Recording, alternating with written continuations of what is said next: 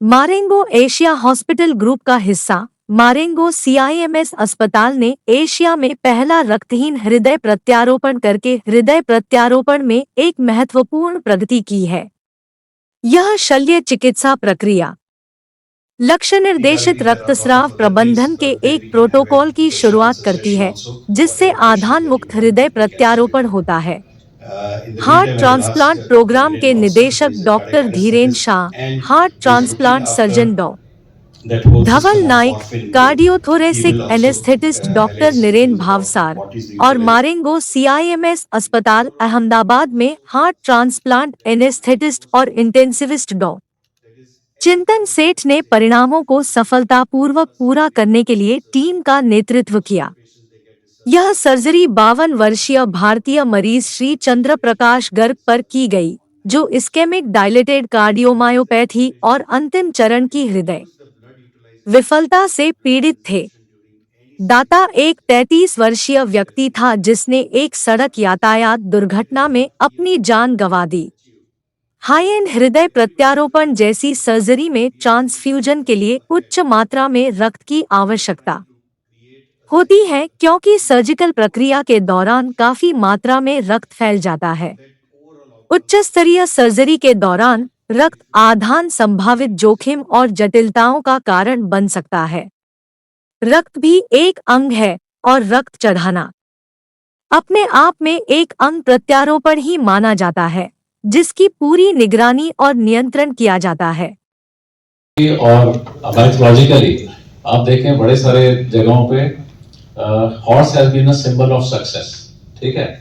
And यदि आप बजाज में देखें तो उन्होंने अपने स्कूटर का चेतक नाम रखा। राणा प्रताप का हल्दी घाटी का बैटल 1576 का बैटल में फेमस हुआ, ठीक है। फरारी का जो सिंबल है वो प्रेंसिंग हॉर्स है। फोर्ड मस्टैंग कार की जो सक्सेस स्टोरी उनकी बनी वो मस्टैंग से बनी, जिसका जो है सिंबल अगेन हॉर्स है, ठीक है। सो कहीं ना कहीं ये जीत का प्रतीक रहा है, प्राइड का प्रतीक रहा है और सक्सेस का प्रतीक रहा है। आप कहीं पे भी देखें, ठीक है। 20-25 साल से सरकार का मकसद यही रहा, not getting involve. By not getting involve we have made a very successful hospital in Ahmedabad, Gujarat, and that is the best blessings of this present government. Not that any other government would have done differently, but Modi ji की सरकार जो गुजरात में थी, बिल्कुल non interference, हमने जो technology लानी है, हार्ट ट्रांसप्लांट लाना है, so government has been very proactive in general healthcare, and with Ayushman Bharat they have also made sure कि जो लोग एफोर्ड भी नहीं करते हैं, जिसमें भी टेक्नोलॉजी आएगी 2 साल 5 साल बाद, तो government has created a very good ecosystem here. That I will tell you, as a cardiologist who became an entrepreneur, opened a hospital where we did transplant before Marengo joined and after Marengo joined with us to go technology. So I am very positive. और हर जगह आप देख रहे हैं कि India trajectory, तो health care में भी ट्रेजेक्टरी ऊपर आएंगी। आपको मैं बताऊं कि अभी ऑर्गन डोनेशन रेट काफ़ी सारी स्टेट्स में काफ़ी बड़ा है। अनफॉर्चुनेटली नॉर्दर्न इंडिया में इतना अभी तक प्रेवलेंट नहीं है, पर ऑर्गन डोनेशन रेट अगर आप देखो तो तमिलनाडु में, कर्नाटका में, तेलंगाना में और गुजरात में ऑलमोस्ट ये मैं बोल सकता हूँ कि हफ्ते में मेरे को 3 कॉल आते हैं ऑर्गन डोनेशन के लिए। सो अवेयरनेस बढ़ रही है, मेडिकल अवेयरनेस बढ़ रही है, जनरल पब्लिक अवेयरनेस बढ़ रही है, तो ऑर्गन डोनेशन बढ़ेगा। इनफैक्ट मैं ये बोलूँगा कि अभी तो organ donation rate is at just near 1% in India. अगर वेस्टर्न कंट्रीज में देखें तो organ donation rate is in the tune of almost 35 to 40%। तो अपने अगर 1% से 10% पे भी अगर जाएंगे तो अपने पास इनफ ऑर्गन्स मिल जाएंगे, ताकि बहुत सारे लोगों को लिवर, किडनी, हार्ट या लंग्स जिसकी भी जरूरत है उसको अपन दे सकें। तो सबसे पहला तो इम्पोर्टेंट चीज़ है कि ऑर्गन डोनेशन रेट बढ़ाना है, पर्टिकुलरली नॉर्दर्न इंडिया जहाँ पे बहुत कम है।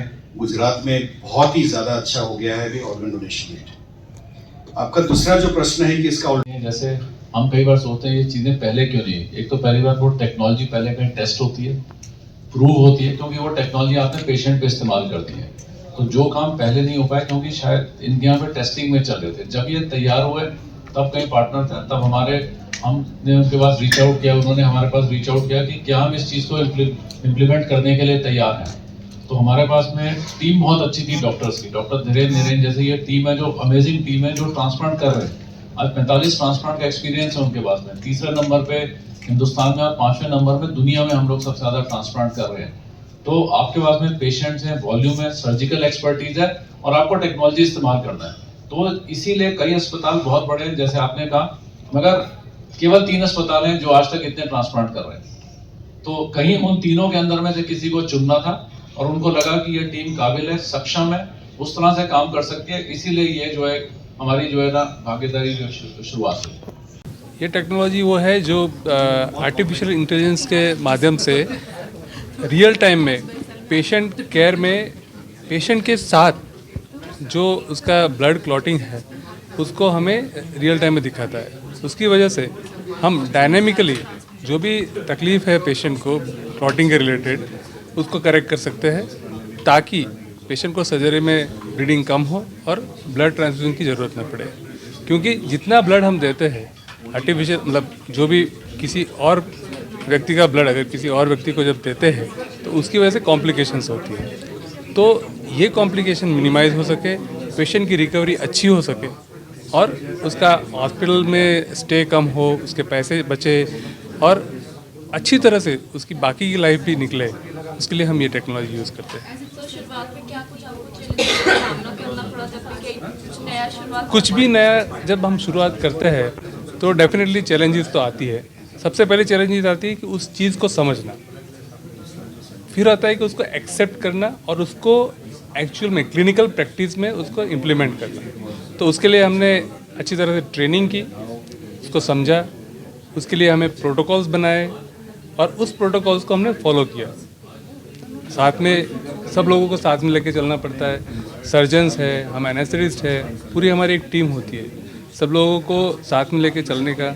और फिर उसको तब जाके 6 महीने की मेहनत के बाद ये आज हम सफलतापूर्वक कर सके। सर कॉस्ट क्या पड़ेगा? एक मिडिल क्लास फैमिली को अफोर्ड कर सकता है क्या? मैं उसको दूसरी तरह से बताऊंगा, कॉस्ट बेनिफिट होगा, क्योंकि हम ये टेस्ट के लिए स्पेंड कर रहे हैं पर उसके सामने ब्लड के लिए जो स्पेंडिंग होता है वो कम होता है, कॉम्प्लिकेशंस रेट कम होता है, तो उसके ऊपर जो खर्चा होता है वो कम होता है और दूसरा पेशेंट का हॉस्पिटल में स्टे कम होता है, तो वो खर्चा भी बचता है। तो ये कॉस्ट बेनिफिट है। ऑल ओवर इंडिया कब तक आ जाएगा, क्योंकि अभी कुछ हॉस्पिटल्स में किया जा रहा है? मैं तो चाहूँगा कि जितना हो सके उतना जल्दी आए, बट जितना अवेयरनेस इस टेक्नोलॉजी का बढ़ेगा उतना जल्दी आएगा।